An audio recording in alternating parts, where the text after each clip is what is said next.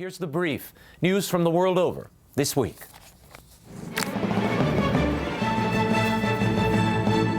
Boko Haram has again escalated its jihad in northeastern Nigeria.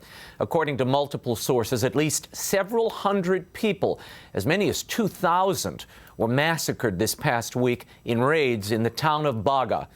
Another 30,000 have now been displaced. Amnesty International released before and after satellite imagery. It shows a widespread campaign of destruction. Large swaths of structures were razed to the ground. By its count, 3,700 structures were destroyed. An Amnesty spokesman added that interviews with witnesses, local government officials, and human rights activists appear to confirm that hundreds of civilians were shot. The Nigerian military has claimed only 150 people are dead, including slain militants. Boko Haram now controls more territory in northeastern Nigeria than the Islamic State does in Iraq and Syria combined. Meanwhile, Nigerian Archbishop Ignatius Kaigama of Jos is calling on the West for a show of the same solidarity and concern for murdered Christians in Nigeria as was shown to those slain in Paris. The Archbishop told the BBC audience that Nigeria needs help, conceding that we seem to be hopeless. More about Nigeria in our next segment. And it's been a week of mourning and remembrance in the wake of the terror attacks in France. On Tuesday in Jerusalem, a solemn funeral was held for 4 French Jews killed during the siege at a kosher marketplace in Paris. They were among 17 people killed in a wave of attacks throughout France. More on the reaction of the French Jewish community, the largest in Europe, later in the show. Meanwhile, Pope Francis has again weighed in on the terror attacks in Paris, this time speaking to reporters aboard his flight to the Philippines. He insisted that it was an aberration to kill in the name of God and that religion can never be used to justify violence. Then he added, in an apparent allusion to the offensive material published by that satirical magazine, Charlie Hebdo, that, quote, there are limits in freedom of expression, especially when it ridicules or insults someone's faith. The Pope said if someone made a comment about his mother, they could expect a punch in the face. Then he said, you cannot provoke, you cannot insult the faith of others. We cannot make a toy out of the religion of others, end quote. 2 suspected terrorists were killed and another arrested after a police raid in Belgium on Thursday. Authorities said the raid targeted a terror cell planning a major imminent attack. The suspects had been under surveillance following a recent visit to Syria. They were allegedly planning an attack on police buildings in just days or even hours. Police described the men as extremely well armed with automatic weapons. No civilians or officers were injured in the melee.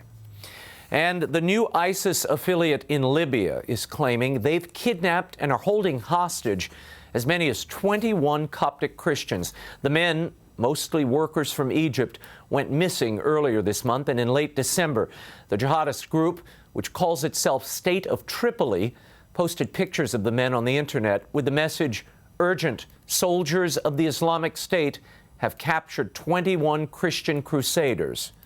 Libya, not unlike Syria, Iraq, and Nigeria, is deeply divided between well-armed militant Islamists and internationally recognized governments. And President Barack Obama is instigating change in the Cuba-United States relationship on 2 fronts. The administration announced on Thursday that the U.S. will significantly loosen restrictions on American trade and investment. They will also open the communist island up to greater travel, even allowing U.S. citizens to start bringing home a few Cuban cigars. They've been banned for more than half a century.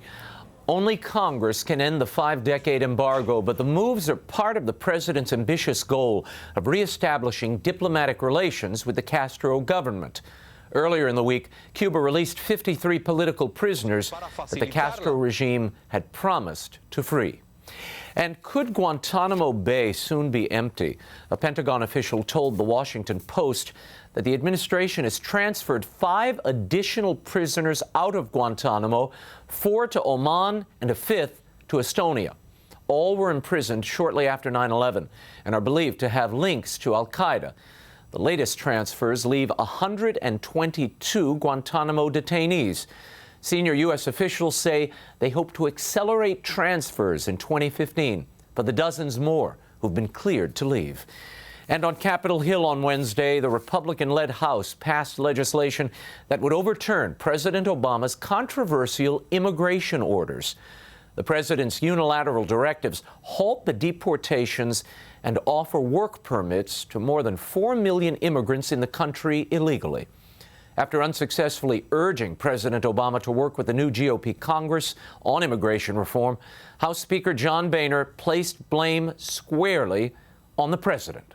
We do not take this action lightly, but simply there is no alternative. This is not a dispute between the parties or even between the branches of our government. This executive overreach is an affront to the rule of law and to the Constitution itself. The House measure was attached to a Homeland Security funding bill. Another amendment to the bill would undo Obama's 2012 stays of deportation for more than 600,000 immigrants brought to the U.S. illegally as children. And the field of the 2016 GOP presidential candidates continues to take shape in an apparent about-face. Mitt Romney, the 2012 Republican nominee, appears ready to make a third run for the White House. Romney told former staff this past Friday that he's seeking another potential run. Over the weekend, he and his wife Ann hit the phones to gauge support and reconnect with members of their inner circle in order to revive a political operation. This, according to the Associated Press. And a presidential announcement for New Jersey Governor Chris Christie appears imminent. An anonymous Christie source told the AP that a fundraising apparatus is taking shape and will be up and running by the end of the month. Christie's chief political advisor declined to comment. And back to the Pope, as those of you who have been watching our live coverage know, after 3 days in Sri Lanka, the Holy Father on Thursday was warmly welcomed by Asia's largest Catholic nation, the Philippines. He told reporters that during this visit, he'll focus on the plight of the poor and exploited. Nearly a fourth of the Philippines' 100 million people live in poverty. Cardinal Luis Tagle of Manila appeared just as excited as the throngs who greeted the Pope on the streets. It's like a big national fiesta. The Filipino people know how to handle fiestas. It's everywhere, something not only historic, but something deeply spiritual is expected.